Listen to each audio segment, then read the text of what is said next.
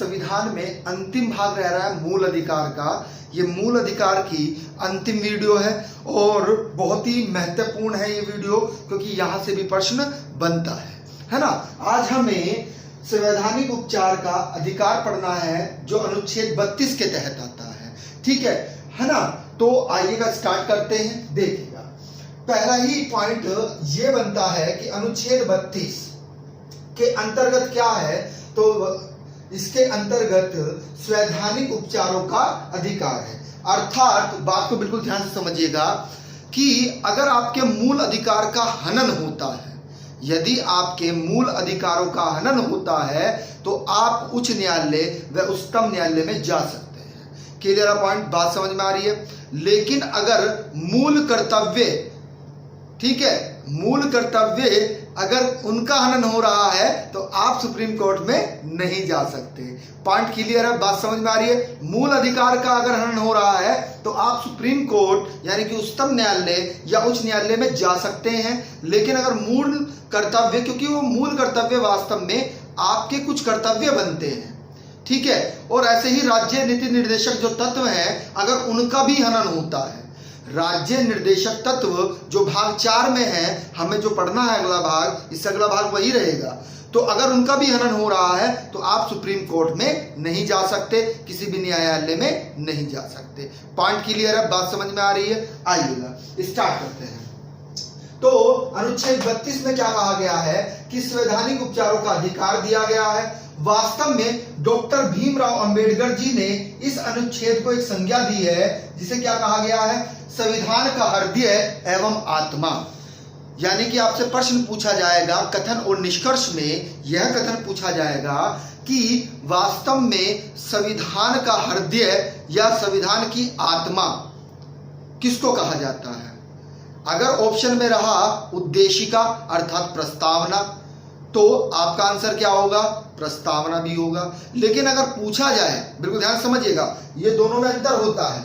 Doctor Bhimrao Ambedkar ji द्वारा, किनके द्वारा, डॉक्टर अंबेडकर जी के द्वारा क्या कहा गया, अनुच्छेद 32 को कहा गया। किसको, अनुच्छेद 32 को कहा गया संविधान का हृदय या आत्मा। पॉइंट क्लियर है। लेकिन संविधान सभा द्वारा या किसी के भी द्वारा किसको किसको कहा जाता है, तो उद्देशिका को कहा जाता है। उद्देशिका को क्या कहा जाता है भाई, संविधान की आत्मा या फिर प्रस्तावना या फिर मसौदा, किसी भी शब्द का प्रयोग कर सकता है ना।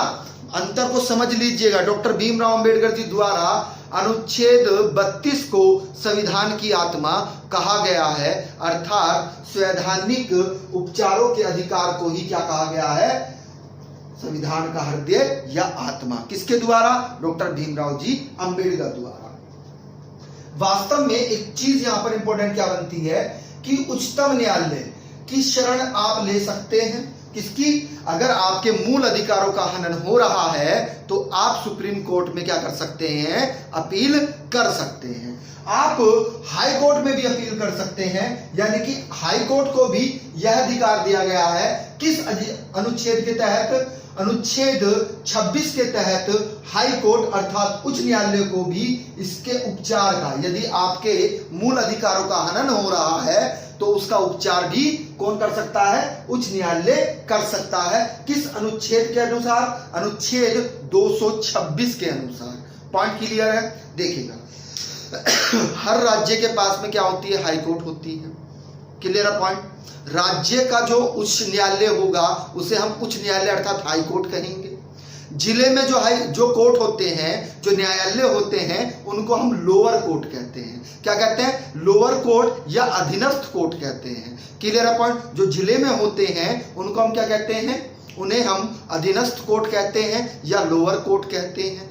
और जो किसका होता है, राज्य का एक उच्च न्यायालय होता है। हर हमारे राज्य का कहां पर है, हमारे राज्य का उच्च न्यायालय कहां पर है, प्रयागराज में है, यानी कि इलाहाबाद में है। और उसकी एक खंडपीठ, बिल्कुल ध्यान समझिएगा, उसकी एक खंडपीठ जो कहां पर है, जो लखनऊ में है। क्लियर पॉइंट, खंडपीठ है वो। क्लियर है पॉइंट। और एक खंडपीठ इधर मेरठ में भी बोल रहे हैं, प्रावधान चल रहा है कि शायद मेरठ में भी एक खंडपीठ आ सकती है। किसकी? इलाहाबाद हाई कोर्ट की, अर्थात इलाहाबाद उच्च न्यायालय की। अब जो पूरे देश का उस सर्वोच्च न्यायालय होता है उसे हम क्या कहते हैं? सुप्रीम कोर्ट कहते हैं, जो कहां पर है? दिल्ली में है। तो ये अंतर हमने आपको बता दिया। ये हाई कोर्ट की बात कर रहे हैं, ये उच्चतम न्यायालय सुप्रीम कोर्ट की बात कर रहे हैं। क्लियर पॉइंट, अंतर समझ गए होंगे।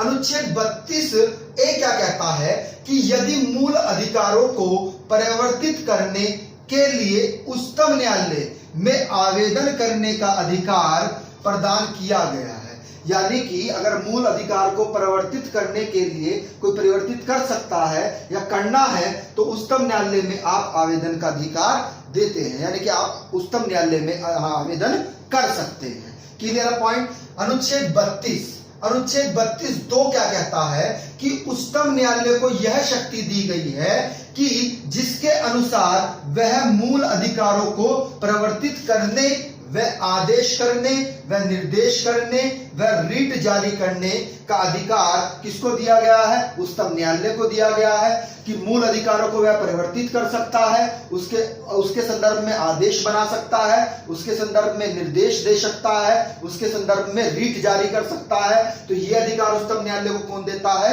यह न्यायालय को अनुच्छेद 32 2 देता है। ठीक, क्लियर है पॉइंट। आइएगा अनुच्छेद 32 3 क्या है? इसके अंतर्गत संसद को भी शक्ति दी गई है।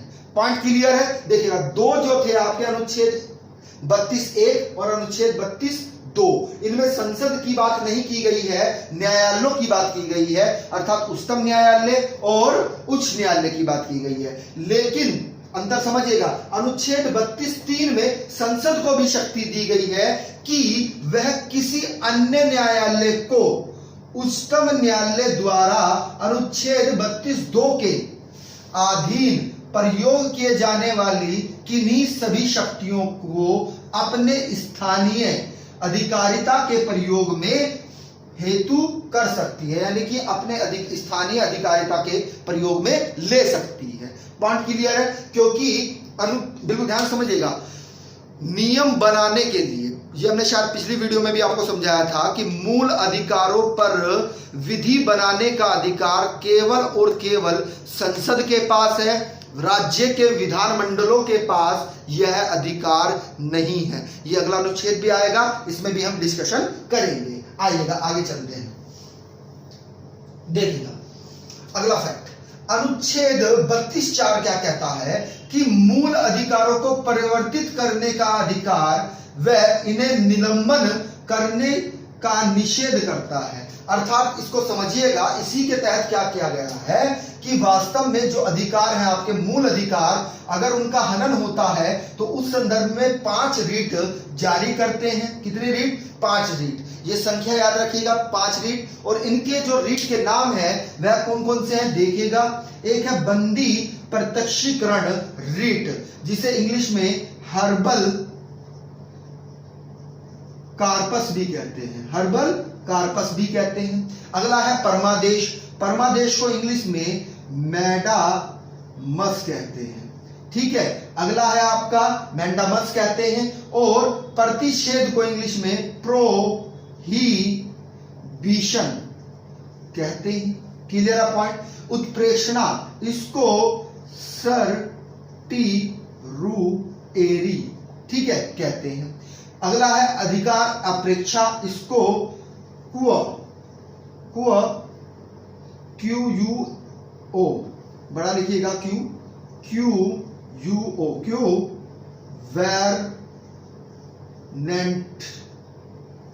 TC। ठीक है, क्लियर है पॉइंट। आ रही है बात समझ में। अब वास्तव में ये 5 रीट दी गई हैं, आपको एक एक हेडिंग डाल के लिखना है, क्योंकि यहां इन 5 रीटों से भी क्या पूछे जाते हैं? प्रश्न पूछे जाते हैं। तो हम सबसे पहली बात करें अगर, तो बंदी प्रत्यक्षीकरण की बात करें, अर्थात हर्बल कार्पस की बात करें, कभी कभी प्रश्न ये भी बन जाता है, बिल्कुल ध्यान से समझना है, कि ये किस भाषा का शब्द है। वास्तव में ये लैटिन भाषा का शब्द है। किस भाषा का शब्द है? लैटिन भाषा का शब्द है, जिसका अर्थ क्या होता है? जिसका अर्थ उपस्थित होता है। क्या होता है? उपस्थित होता है। जिसका अर्थ क्या होता है? उपस्थित होता है। हर्बल कार्पस का अर्थ क्या होता है? उपस्थित होता है। जबकि बंदी प्रतिरक्षीकरण का जो शाब्दिक अर्थ होता है, शाब्दिक अर्थ होता है, वह क्या होता है? लिख लीजिएगा इसको, बहुत इंपॉर्टेंट है कि शरीर को प्रस्तुत किया जाए। शरीर को क्या किया जाए? प्रस्तुत किया जाए। पॉइंट क्लियर है? अब इसी के अंतर्गत आप समझिएगा कि होता क्या है कि वास्तव में जब, ऐसे लिखना है आपको भी, नोट्स बनाना है, जब किसी व्यक्ति को अवैध रूप से, इसको अंडरलाइन करिएगा, अवैध रूप से गिरफ्तार, और अवैध रूप से गिरफ्तार कर लिया जाए, तो आप क्या कर सकते हैं? जब किसी व्यक्ति को अवैध रूप से गिरफ्तार कर दिया जाता है तो आप किस रीट का प्रयोग करेंगे? तो आप वास्तव में बंदी प्रत्यक्षीकरण का प्रयोग करेंगे। आप उसके ऊपर केस कर सकते हैं। क्लियर है पॉइंट? बात समझ में आ रही है? अगला हेडिंग बनाइएगा। अगला हेडिंग बनाइएगा परमादेश। अगला हेडिंग बनाइएगा परमादेश। ये पांचों की पांचों रीट बार बार परीक्षाओं में पूछी जाती हैं, बहुत ही महत्वपूर्ण है ना? क्लियर है पॉइंट? आ रही है बात समझ में? इसमें एक पॉइंट और लिख लीजिएगा आप बंदी प्रत्यक्षीकरण में। ये वास्तव में इसके अंतर्गत एक वाद है, इससे संबंधित एक वाद है, उस वाद का नाम भी लिख लीजिएगा, कालू सनलायन बनाम जिला मजिस्ट्रेट। जिला मजिस्ट्रेट कहाँ के? दार्जिलिंग। कहाँ के? दार्जिलिंग के थे, पश्चिम बंगाल के थे, है ना, जिला मजिस्ट्रेट। ठीक है, और 1974 का वाद है। कौन सा? 1974 का वाद है। ये किससे संबंधित है? ये वास्तव में ये वाद बंदी प्रतिरक्षीकरण से संबंधित है। ये भी प्रश्न कभी कभी बन जाता है। अब हेडिंग बना लीजिएगा परमादेश। ठीक है, तो परमादेश में लिखिएगा, परमादेश, परमादेश में लिखिएगा कि जब सॉरी कोई सरकारी कर्मचारी, कोई सरकारी कर्मचारी अपने कर्तव्यों का क्या नहीं करता? सही से पालन न करे, तो आप उस पर कौन सी रीट जारी कर सकते हैं? तो आप उस पर परमादेश रीट जारी कर सकते हैं। क्लियर है पॉइंट? आ रही है बात समझ में? केस आप दायर कर सकते हैं। अगला हेडिंग बनाइएगा प्रतिच्छेद। प्रतिच्छेद रीट में क्या होता है? लिखिएगा, देखिएगा, प्रतिच्छेद रीट के बारे में आप लिखिएगा। इसमें क्या होता है? बहुत ही इंपॉर्टेंट है। जब उच्चतम न्यायालय, बिल्कुल ध्यान समझिएगा, उच्च न्यायालय, ऐसे करके लिखिएगा, उच्च न्यायालय द्वारा अधीनस्थ न्यायालय द्वारा निकाला जाता है। अब समझिएगा क्यों लिखा हमने इसको, यानी कि आपके जो मूल अधिकार हैं, बिल्कुल ध्यान समझिएगा, जो आपके मूल अधिकार है, यदि उसके संदर्भ में उच्च न्यायालय ने, किसने? उच्च न्यायालय ने कोई क्या बना दिया है, बिल्कुल अंतर को समझिएगा। यहां पर उच्च न्यायालय शब्द बोल रहे हैं हम, कि उच्च न्यायालय ने कोई विधि बना दी है, अर्थात कोई कानून बना दिया है ना, लेकिन अब हमें लगता है कि वह कानून ठीक नहीं है, वह कानून ठीक नहीं है, तो हम क्या कर सकते हैं? हम किसमें? उच्चतम न्यायालय में जा सकते हैं। किसमें? उच्चतम न्यायालय में जा सकते हैं, है ना? क्लियर है पॉइंट? आ रही बात समझ में? अब दोनों में अंतर आप समझिएगा, क्योंकि इन्हें अर्धन्यायिक रीट भी कहा जाता है। इन दोनों को अर्धन्यायिक रीट भी कहते हैं। ये लिख लीजिएगा आप यहां पर नोट करके, अर्धन्यायिक रीट भी कहते हैं। किन किन को? प्रतिच्छेद को और उत्प्रेक्षण को।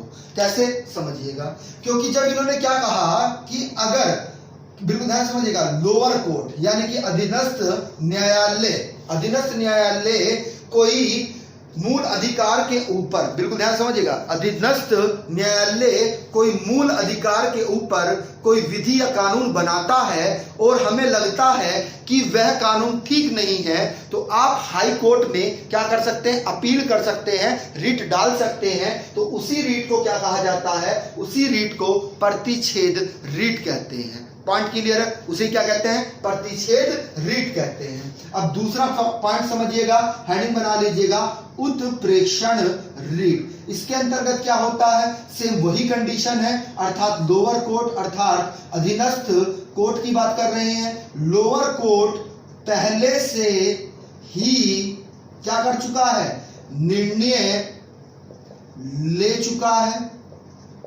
क्या कर चुका है? मूल अधिकार के संदर्भ में लोअर कोर्ट पहले ही क्या कर चुका है? निर्णय ले चुका है। तो सुप्रीम कोर्ट, बिल्कुल ध्यान समझिएगा, सुप्रीम कोर्ट उत्प्रेक्षण, किसके? उत्प्रेक्षण के माध्यम से, किसके माध्यम से? उत्प्रेक्षण के माध्यम से उसे क्या कर देगा? निर्णय को, उस निर्णय को खंडित कर देता है। क्या कर देता है? खंडित कर देता है। तो दोनों सेम है कि नहीं है? बताइएगा। दोनों के दोनों सेम है, तो इसीलिए उत्प्रेक्षण को भी और प्रतिच्छेद को भी क्या कहा जाता है? अर्धन्यायिक रिट कहा जाता है। इसको नोट करके लिख लीजिएगा, ये प्रश्न बार बार परीक्षाओं में पूछा जाता है कि अर्धन्यायिक रिट क्या है। तो आधा ही तो न्याय है ये। जब आधा न्याय मिल रहा है, इसी के संदर्भ में इन दोनों को क्या कह दिया गया है? अर्धन्यायिक रिट कह दिया गया है। पॉइंट क्लियर है? बात समझ में आ रही है? चलेगा, आगे चलते हैं। अगला लिखिएगा, आखिरी जो रीट है, पांचवी रीट, उसे क्या कहते हैं? उसे अधिकार प्रेक्षा कहते हैं। क्या कहते हैं? अधिकार प्रेक्षा। क्लियर है पॉइंट? ये अधिकार प्रेक्षा का शाब्दिक अर्थ भी कभी कभी पूछ लिया जाता है, तो इसे भी आप लिख लीजिएगा। इसका अर्थ होता है कि आपका अधिकार क्या है? आपका अधिकार क्या है? इसका अर्थ क्या होता है कि आपका अधिकार क्या है? इसमें वास्तव में होता क्या है, बिल्कुल ध्यान से सुनना है। जब कोई व्यक्ति, इसको लिखिएगा, जब कोई व्यक्ति क्या होता है? सरकारी, बहुत इंपॉर्टेंट फैक्ट है, सरकारी पद को क्या करता है? अवैध तरीके से, इसको अंडरलाइन करिएगा, अवैध तरीके, इसको अंडरलाइन करिएगा, अवैध तरीके से क्या करता है? प्राप्त करता है। तो उस पर कौन सी रीट जारी की जाती है? तो उस पर अधिकार प्रेक्षा रीट जारी की जाती है। पॉइंट क्लियर है? यानी कि अवैध तरीके का मतलब यह है कि सिट किसी और की थी लेकिन आपने ग्रहण कर ली। आपके डॉक्यूमेंट्स क्या थे? सही नहीं थे, आपने फर्जी तरीके से अपने डॉक्यूमेंट्स बनवाए, तो तब भी आपके ऊपर कौन सी रीट जारी होगी? आपके ऊपर अधिकार प्रेक्षा रीट जारी हो जाएगी अगर आप दंडित पाए जाते हैं। पॉइंट क्लियर है? यानी कि अवैध तरीके से आपने क्या किया है? कोई सरकारी पद ग्रहण किया है ना? तो आपको किस रीट का सामना करना पड़ेगा? आपको अधिकार प्रेक्षा रीट का सामना करना पड़ेगा। पॉइंट क्लियर है? बात समझ में आ रही है? आइएगा, आगे चलते हैं। चलिए देखिएगा, अनुच्छेद, एक मिनट होल्ड करिएगा।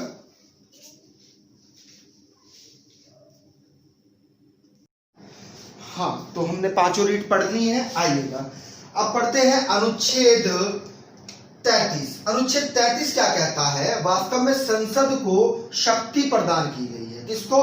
संसद को शक्ति प्रदान की गई है कि वह कुछ विशिष्ट वर्गों के संदर्भ में, यानी कि कोई विशेष वर्ग है, विशिष्ट वर्ग है, तो उसके संदर्भ में विशिष्ट परियोजनाएं, ठीक है, की आपूर्ति मूल अधिकारों को निबंधित व निराकृत करने वाली विधि बना सकती है। अर्थात किसी विशेष वर्ग को अगर उसका उत्थान करना है ना, सामाजिक एकता के सूत्र में बांधना है, ठीक है, और देश के विकास के लिए ये जरूरी है, तो वह क्या कर सकती है, वह उस विधि को क्या कर सकती है, प्रतिबंधित भी कर सकती है और उसको बना भी सकती है। क्लियर है? किसको अधिकार दिया गया है? संसद को अधिकार दिया गया है। ठीक है। अनुच्छेद 33 क्या कहता है? वास्तव में सेना में अगर आपको क्या लागू करना है, कोई नियम कानून लागू करना है, तो उसके संदर्भ में क्या बात है, ये सेना से संबंधित है, सेना के कानून से संबंधित है, जो मूल अधिकार के अंतर्गत ही आता है। अनुच्छेद 34 के तहत इसमें क्या कहा गया है कि भारत किसी राज्य क्षेत्र में सेना विधि यानी कि सेना कानून के लागू होने पर संसद विधि यानी कि जो संसद द्वारा विधि बनाने की बहुत इंपॉर्टेंट प्रक्रिया है, शक्ति के बारे में है। पॉइंट क्लियर है? यानी कि सेना के कानून लागू होने पर संसद की जो कानून बनाने की शक्ति है उसके बारे में संदर्भ में है। क्लियर है पॉइंट? सेना के नियम कानून बनाने के संदर्भ में है और संसद के को जो अधिकार दिया है मूल अधिकार का बनाना, ठीक है, वह इसके संदर्भ के अंतर्गत आती है। क्लियर है पॉइंट? प्रश्न यही बनेगा कि सेना के मूल अधिकारों के संदर्भ में कौन सा अनुच्छेद है, तो अनुच्छेद 34 है। क्लियर है पॉइंट? अनुच्छेद 35 सॉरी, अनुच्छेद 35 संसद को क्या देती है, विधि बनाने का अधिकार देती है, शक्ति देती है, किसके संदर्भ में, मूल अधिकारों के संदर्भ में। तो अनुच्छेद 35 ही क्या अधिकार दे रही है, किसको अधिकार दे रही है, संसद को अधिकार दे रही है, विधि बनाने की शक्ति प्रदान करती है। अब आप कुछ पॉइंट लिख लीजिएगा जो परीक्षाओं में बार बार पूछे जाते हैं, नोट करके चलेगा। आपसे प्रश्न यह बनता है कि आधारभूत ढांचे का सिद्धांत, बिल्कुल ध्यान से सुनना है, सर्वप्रथम कहां देखने को मिलता है? तो वास्तव में आधारभूत ढांचे का सिद्धांत सर्वप्रथम कहां देखने को मिलता है? तो केशवानंदन, बहुत इंपॉर्टेंट फैक्ट है, केशवानंदन भारतीयवाद में देखने को मिलता है। किसमें? केशवानंदन भारतीयवाद में। अब प्रश्न को बिल्कुल ध्यान से सुनना है। अब प्रश्न क्या बन रहा है कि आधारभूत, दोनों प्रश्न अलग अलग हैं। भूत ढांचे का सिद्धांत, आधारभूत ढांचे का सिद्धांत बहुत इंपॉर्टेंट, अंतिम रूप से, बहुत इंपॉर्टेंट फैक्ट है, अंतिम रूप को अंडरलाइन करिएगा, अंतिम रूप से स्थापित कब होता है? तो इसका आंसर क्या होगा? इसका आंसर मिनरवा मिल्स वाद में होता है। पॉइंट क्लियर है? बात समझ में आ रही है? यानी कि सर्वप्रथम कहां पर देखने को मिलता है? तो केशवानंदन भारतीयवाद में देखने को मिलता है, लेकिन अंतिम रूप से स्थापित किस वाद में होता है? तो मिनरवा मिल्स वाद में होता है। अब एक चीज और पॉइंट करके लिखना है आपको नोट में ही। दूसरा पॉइंट क्या लिखना है, बिल्कुल ध्यान से समझिएगा। दूसरा पॉइंट आपका यह बनेगा कि वह कौन से मूल अधिकार हैं जो केवल भारतीयों के लिए हैं, जो केवल और केवल किनके लिए हैं?